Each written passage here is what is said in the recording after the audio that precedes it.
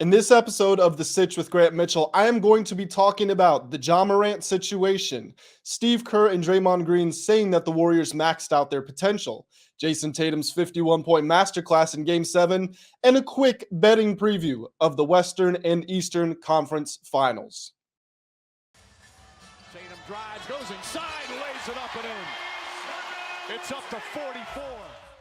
That's right, ladies and gentlemen. This is episode number 16 of The Sitch with Grant Mitchell. And if you haven't guessed by now, I am the host of this lovely show, Grant Mitchell. Thank you all so much for tuning in. We have got a lot to talk about today. And I will say up front right now, our betting preview at the end, not going to be as in-depth as we have been in the past. If you want to hear more information and statistics, check out my upcoming previews. I'm going to have one for the Lakers versus the Nuggets in the West, and I'm going to have one for the Celtics and the Heat in the East. Those are going to be coming in the next couple of days. So make sure that you are subscribed to the channel so you don't miss out on those. Drop a like on this video if you enjoy the content, and drop a dislike if you don't like it. Hey, all's fair in love and war and podcasting. And drop a comment also. Let me know which topics of these that you are the most interested in so I know how to formulate the show moving forward. The first thing we are going to be talking about is the Ja Morant situation. And look, it really doesn't bring me any pride in talking about this. I don't like casting a negative light on a young athlete because I do understand what they are going through. I don't understand it personally, but I am able to assess and know the fact that they're being put in a situation that a vast majority of the population on Earth never experiences. These are people sometimes in their teenagers, their young 20s, who are given hundreds of millions of dollars and expected to have a pristine image. And I understand that in the social media era, we are going to pick at everything that we possibly can. Now, what I'm referring to, for those who might not know, is Ja Morant was seen in an Instagram live showing with just over 110 viewers holding a gun. And this is after he was suspended earlier in the season for being in a strip club holding a gun in Denver. Looks like unconfirmed, but he most likely flew with it on the team plane, flew across state lines, and then, of course, ends up in the strip club in Denver the night before a game against the Nuggets, I believe. Night before, night after, not totally sure, but it doesn't matter. It's irrelevant to the story. And then Ja was obviously suspended for that. And look, Ja is piling up quite the rap sheet. And I don't mean criminal, but just in the court of public opinion. We have the situation where he allegedly got in a fight and beat up a 17-year-old while he had a gun on his waistband. We had the situation at the volleyball game. We had the incident where his mom had some trouble at Foot Locker at one of the malls in Tennessee, and then Josh shows up with his friends and his colleagues and allegedly threatened the Foot Locker employee, ask security what time that guy gets off. We have the situation where members of the Indiana Pacers, after a game, say that they had lasers trained on them while they were in their bus, and allegedly it came from a car that Ja Morant was supposedly in. We don't know if Ja had the laser, someone else in the car had the laser, whatever the case may be. And let's just start right there, because Ja has no more plausible deniability in that situation. We have numerous instances of him going live on Instagram holding a gun. Now, this wasn't his personal Instagram live, but he was on camera in this one. And I do want to start with this. I understand that double standards exist between black and white.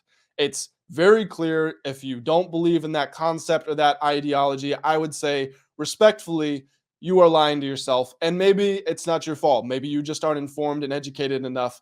I think it's very easy to go consult a number of resources and you can find out why, or at least maybe get some testimonials and some facts and some history that shows that black people are treated differently than white people in America. And it's not common, but if you walked into a Subway and you saw a man with combat boots, camo pants, and a semi-automatic rifle over his shoulder, it wouldn't be the craziest thing you've ever seen. We see, again, specifically white people walk into Target with their guns on their waist, on their holster, which it's perfectly legal, and depending on the state, obviously, they're allowed to do that. They are exercising their Second Amendment rights. But the moment that a black man, especially a young black man who's being loud and boisterous, maybe like Ja listening to a lot of NBA Youngboy, it's threatening. It scares white America. And so even though it's not a criminal activity, it's something that incites a greater reaction from the public. Now, why do I say this? I bring this all up to say that what Ja did was totally legal. Assuming he has a license to carry in Tennessee, which I believe is where the video is recorded, there's nothing wrong with what he was doing. He wasn't shooting, he wasn't aiming at anybody, he wasn't doing anything like that. But just because you're not doing something explicitly against the law does not mean that you can't be reprimanded. I mean, we had a great incident just last week where Bob Huggins, the coach of the West Virginia college basketball team, the men's basketball team, was on a radio show and he was talking about, he was used a very derogatory term that starts with an F and can be shortened into 3 letters to describe the LGBT community. And what was the punishment? He has to go undergo sensitivity training. He got his salary docked $1 million a year and he's suspended for a few games. Now, I can't believe that's the punishment. I thought for sure he was out of a job, but my personal beliefs aside, it was a punishment for something that wasn't against the law. As long as you're not inciting violence with your words, then you have the right to freedom of speech. And it's not that you're being punished for a right, it's that you're being punished by a private employer who has terms and conditions and can dictate what it wants its image to look like, what it wants its employees, how it wants it to them to maintain themselves. And let's move on from Bob Huggins. Myers Leonard said that same derogatory term while he was streaming a video game, I believe. This was a few years ago.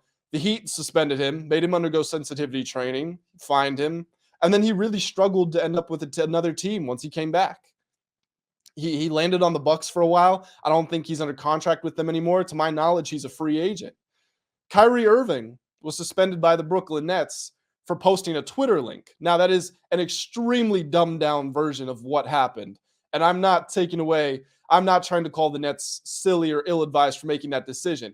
And of course, like I said, there is so much more to it. It's just that I don't need to rehash. I don't need to beat an already dead horse.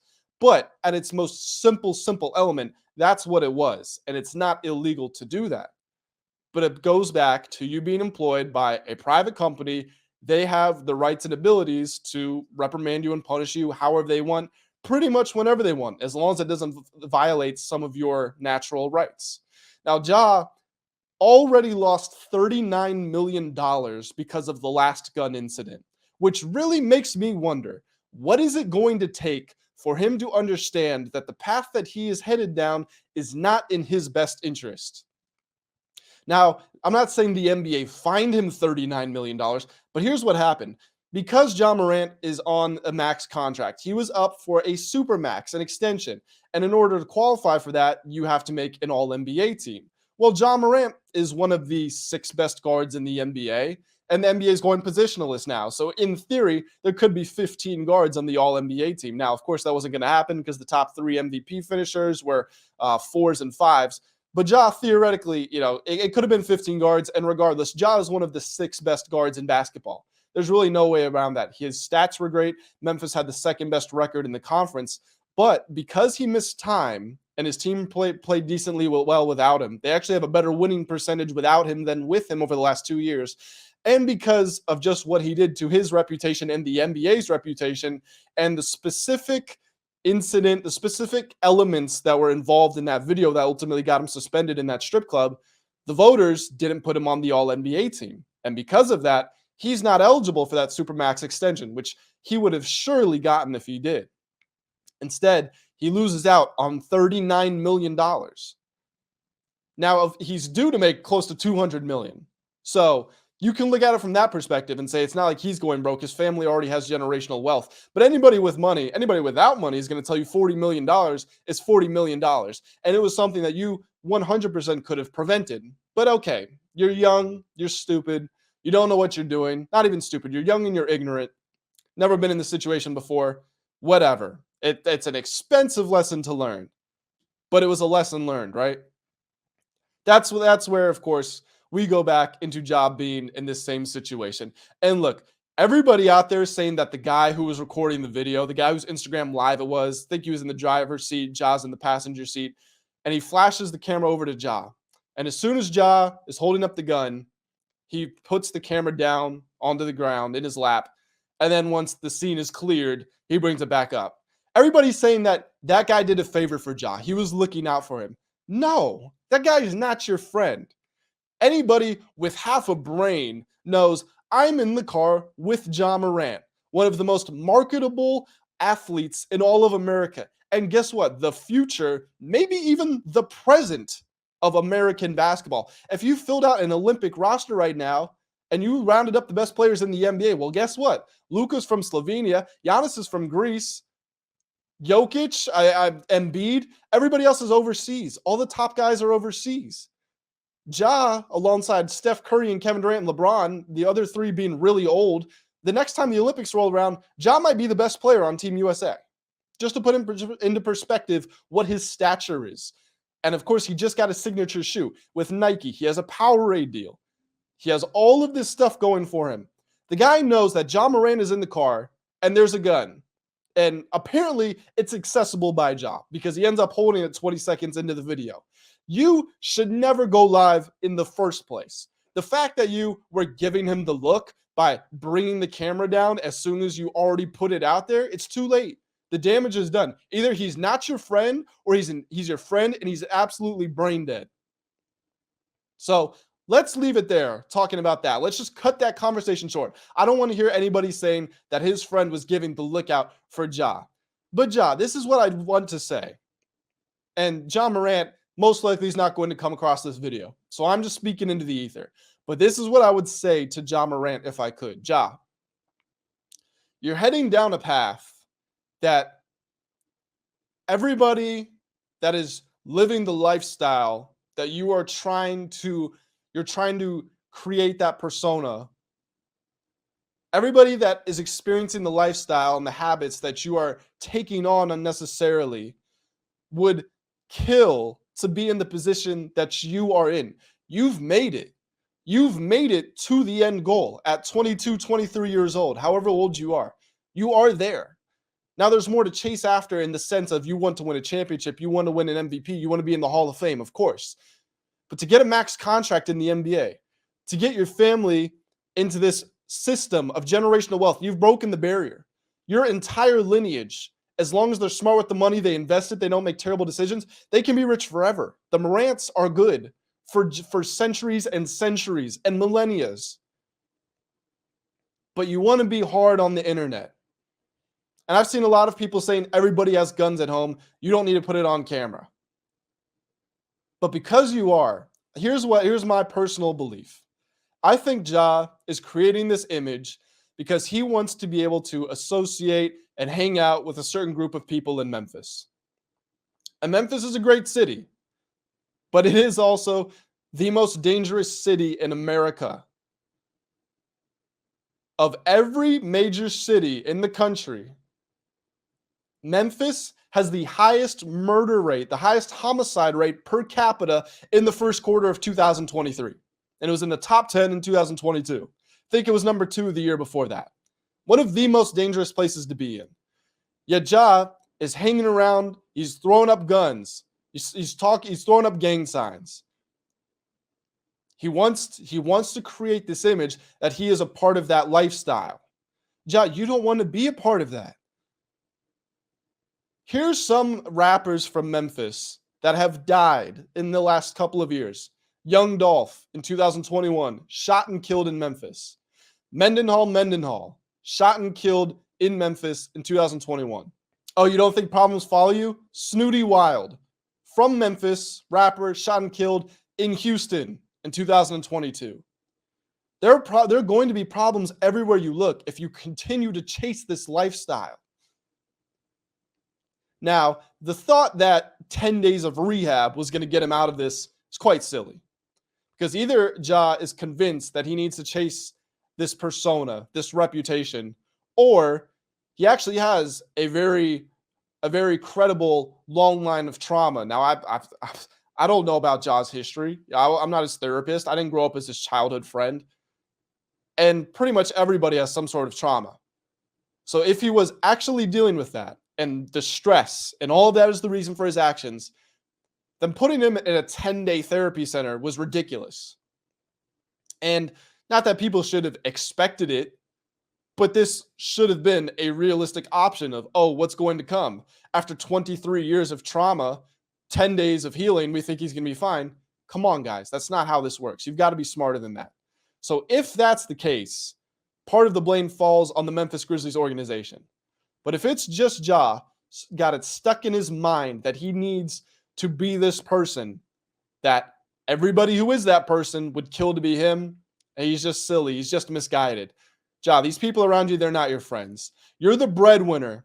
They're all leeching off of you. They're going to stroke your ego however they can. They want to be your guy. They want you to be their guy. They wouldn't let you live like this. Someone who's your real friend would look at you and say, hey, you just lost $40 million because you were on camera with a gun. You were suspended from the team because you're on camera with a gun. Why, if I'm your friend, would I hold up a camera while you have a gun with you? Give me one good reason. You can't. They're not your friends. And you know what? If by some miracle they do care about your best interests through and through, you don't want to be around them because they're not intelligent enough to be around someone who is worth $250 million and could be a billionaire if they finish out enough contracts in the NBA. It's just silly. And here, look, I don't like talking about this. This is uncomfortable to talk about. I don't want to talk to somebody about how to parent their child. But Ja Morant, I have said this before. You're at all of the games fraternizing with celebrities. You live in a house next door to your son. Step up. Be a father. I don't know what he's doing behind the scenes, but this is your child. You have to help him. He lost $40 million. There are talks that he's going to be suspended for the entire season. Do something, please. I care about Ja. I want the best for him. I want the best for everybody involved in this situation. I love watching the Grizzlies play. I hope their franchise isn't hurt by this. I want people to be at the games. I want to see them continue to build this young core and contend for a championship. And of course, I want to see Ja make a lot of money. I want to see all the highlights he has to offer on the court. And if he is dealing with this stress and trauma, I want to see him move past it. But it's not happening right now. And something has to give at some point. Is there any credibility to the Grizzlies potentially trading Ja? I don't think so. I know I brought up the stat about the Grizzlies being better in terms of win percentage without him than with him. Look, anybody with a real basketball brain is going to tell you the Grizzlies are not better without Ja Morant. Record aside, record be damned. When you get in the second, third round of the playoffs, the NBA Finals, you're not winning, no offense, you're not winning with Tyus Jones starting in place of Ja Morant. Not that you can't win with Tyus Jones. He's probably the best backup guard in the league, but you can't win with him in place of your superstar. You need a megastar takeover player who's going to score 28 points in one quarter against the best defense in the playoffs, which is what Ja did when the Lakers and the Grizzlies met earlier in the year. Of course, he went absolutely insane in that third quarter, led them to a huge win. You need somebody who's going to come back from a hand injury and score 45 points in a triple-double and make 6 of his threes. That's Ja Morant. This is one of the 10 best players in the NBA, no doubt about it. Now, with all that being said, if Memphis does look into trading him, if the Grizzlies are able to get back another superstar, it's going to be hard to figure out a trade to get someone exactly at the level of Ja.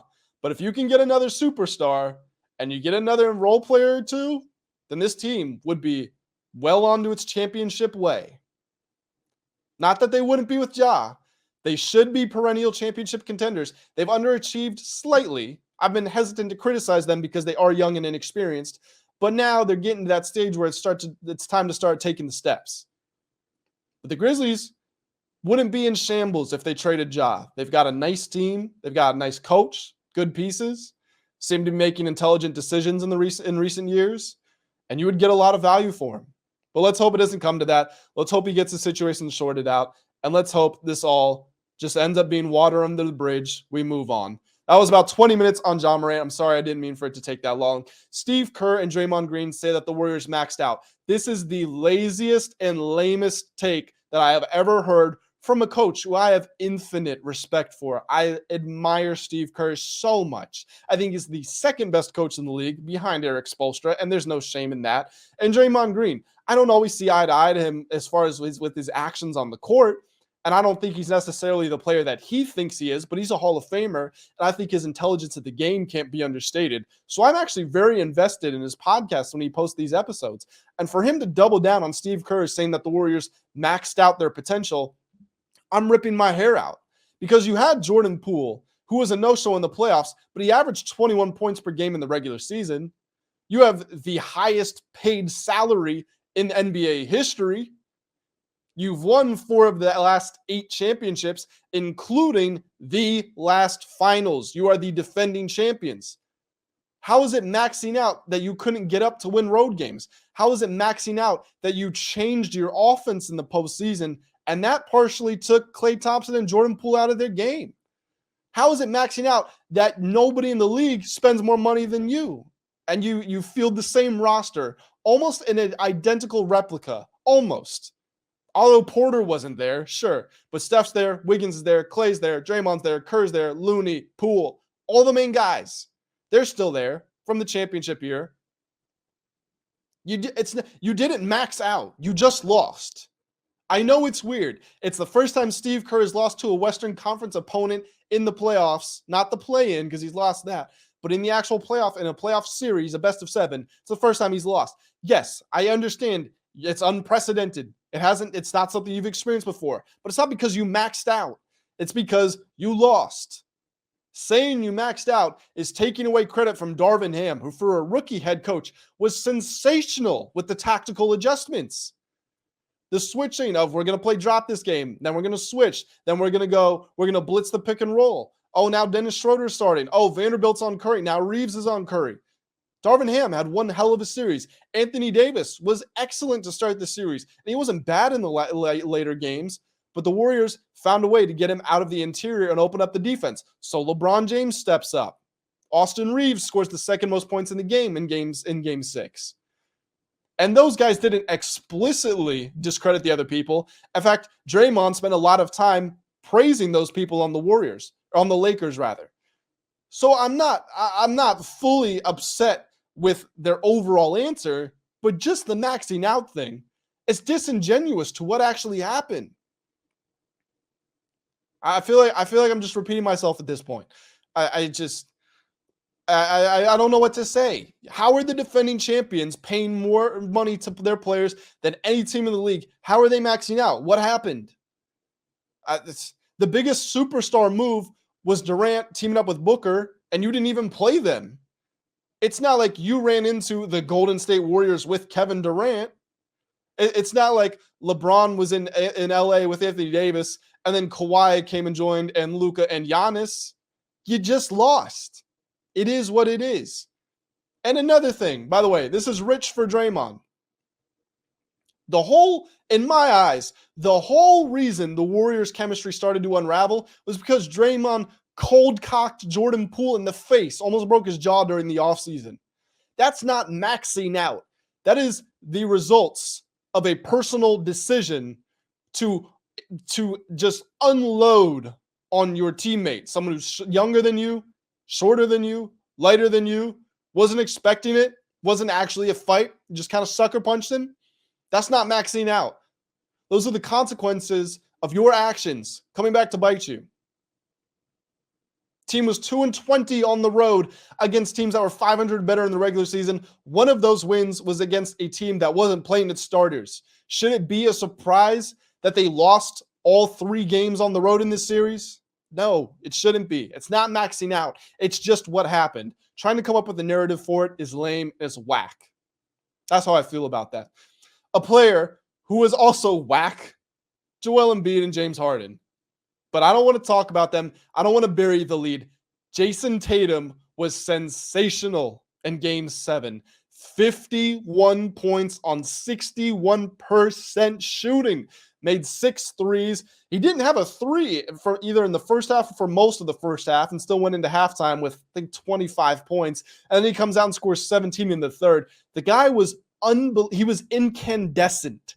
He was untouchable. He was at that next level inferno. And Doc Rivers, I know everybody loves to take a dump on him for all of his shortcomings. No coach has lost more Game 7s than Doc Rivers. No coach has blown more 3-1s or 3-2s than Doc Rivers. I understand, but I can't say it's his fault for game 7. I can point the finger at him for game 6. He didn't get Embiid involved. The defensive adjustments weren't there down the stretch. I can point the finger at him for game 6, but I can't do it for game 7 because when Tatum had it going, which is for pretty much the entire night, they were switching, they were dropping, they were blitzing, they were switching the personnel, his primary defender. They were doing everything they could. And it was just a situation where not only great offense beats better. No, sorry. Better offense beats great defense. Gave myself a tongue twister there. It wasn't just a situation of that. This is a superstar, a mega star in the NBA who is humbly one of the greatest basketball players on earth hitting his peak form. And there's nothing you can do to stop them at that point. Think back to the Giannis 50-point 14 rebound closeout in the NBA Finals against the Suns. Think back to Kevin Durant 49, 14, and 10 against the Bucks. Think back to LeBron James, 51, 8, and 8 against the Warriors. There are just certain situations where you just can't touch the other guys. Dame Lillard, 55 and 10 with 10 threes against the Nuggets. There's just there's certain moments where you can't do anything. And Tatum happened to be in that moment, and Jaylen Brown also gave him 25 points on efficient play, was excellent. And when the Sixers needed them the most, James Harden goes for 9 points on 3 of 11, 7 assists. Embiid was 3 of 16 with Al Horford as the primary defender. That's not good enough. And look, Embiid is great on defense, right? So he made up for it, right? No.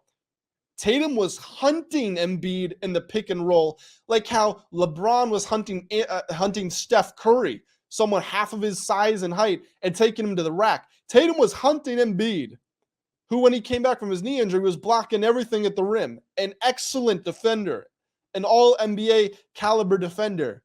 And he went 8 of 10 shooting, scored 24 points with Embiid as his primary defender. There was nothing that Embiid could do to slow him down. Tatum was just torturing him.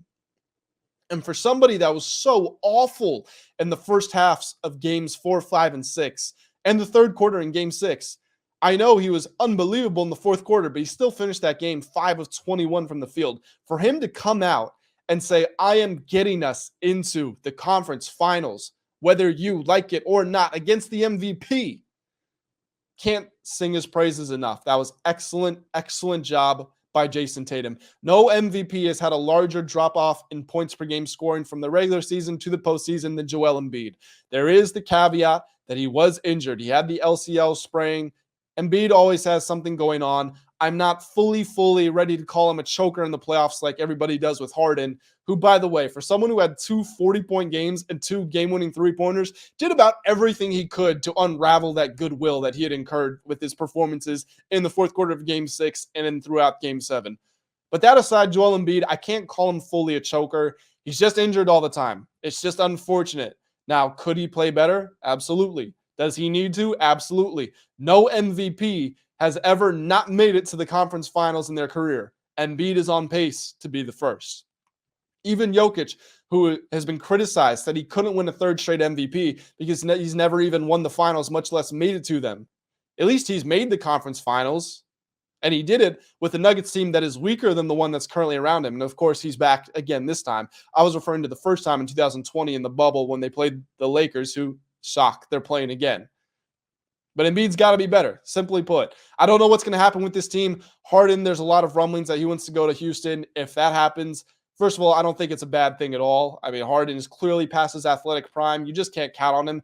I would love to see them add Damian Lillard. I don't know what's going to happen with Doc Rivers. He said he's got another 2 years of coaching in him. Like I said, I can put Game 6 on him. I can't put Game 7 on him. The 76ers were really good in the regular season and really good in the playoffs leading up to that point. Keep in mind, they were up 3-2 in the series. I think either way, I understand the decision. Personally, I would keep him around, but if they fire him, at this point, it's just your reputation preceding you of coming up short in the playoffs, which I understand. I understand why they would do that. A quick NBA Conference Finals betting preview real quick. Let's start with the Western Conference Finals. The Denver Nuggets versus the Los Angeles Lakers. look, I'm only going to give my game one pick. You know what? That's not true. I'm going to give a game one pick and I'm going to give a series pick. And then after every game, I'm going to be posting reactions and I'm going to be giving you all sorts of analysis and insight. That's really where I'm going to be breaking down what's going to happen. Use that as your betting guide on a game-to-game basis. I don't want to create one position and then stick with it. I don't personally believe in that. I like to update my theories as we go. And if I see I pick the Nuggets to win the series and the Lakers are better, then I'm going to tell you. Or if I have the Lakers winning, then as after game 3, the series might be 2-1, the Lakers are winning, but I still say, hey, the Nuggets figured something out. I would like to switch my pick to the Nuggets. I'm going to tell you, I'm not going to lie to you guys about what I see actually unfolding in this game. But because we haven't seen a game, we're going in dry right now. What I think is going to happen is I think the Nuggets are going to win and cover -5.5 in game 1.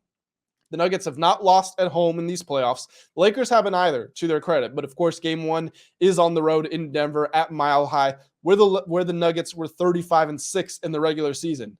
Now, the Lakers won game 1 in both of their series in the playoffs so far. They had a lot of rest before the Memphis series, and then they had a rest advantage in the Warriors series. They got 3 days off, so that's a decent enough recovery time. They went to altitude early, so their bodies should be acclimated, but still the Nuggets got an extra day, and I think they knew that they were going to be playing the Lakers because the Lakers were up 3-1, so they probably were able to spend more time studying film than the Lakers were on the Nuggets, as they were, of course, preparing to take on the Warriors in what was a must-win game. You don't want to go to Game 7 on the road in Chase Center, formerly Oracle.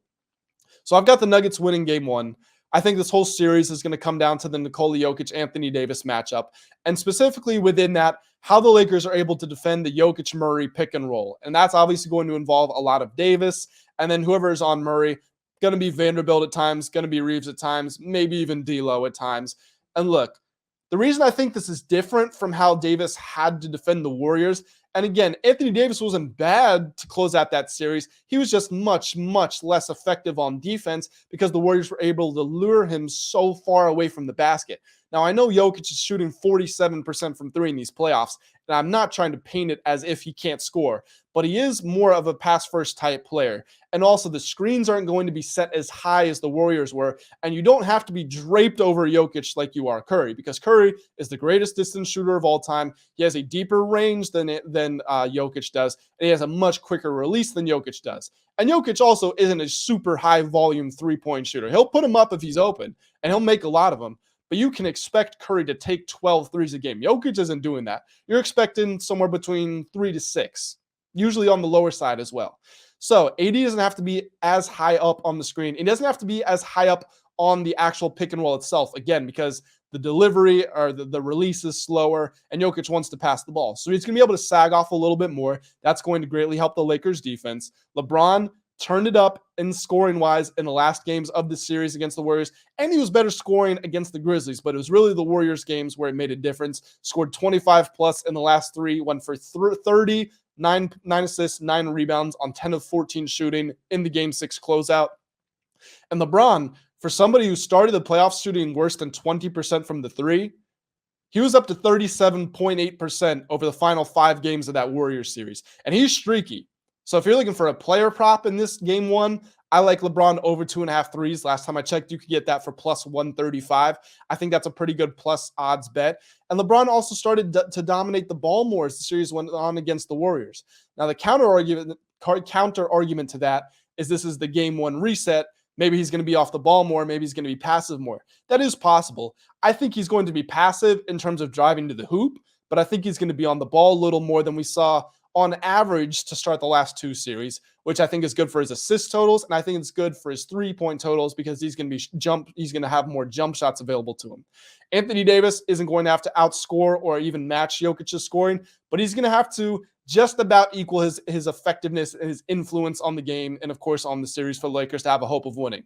Now, as I'm saying all this, right now my pick is for the Lakers to win.